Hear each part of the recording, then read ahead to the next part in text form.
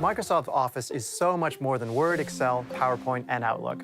Since it's moved to the cloud with Office 365, you might be surprised by the business tools that are now available. If you subscribe to Office 365 Business Premium, which runs for about $18 a month, check out Microsoft's SharePoint, Teams, Yammer, Planner, Staff Hub, Bookings, and Skype. SharePoint lets you build company-wide intranets, and this is for sharing private web pages.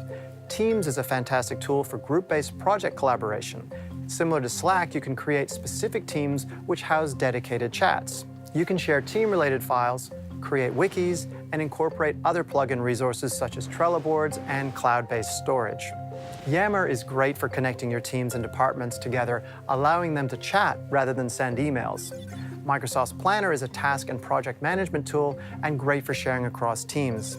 Now then there's Staff Hub, which helps you manage staff schedules and daily work tasks. If your business needs to let customers schedule online bookings and appointments, hop onto the Microsoft Bookings app. And with enterprise-grade Skype on board, you can host video and online conferences for up to 250 people.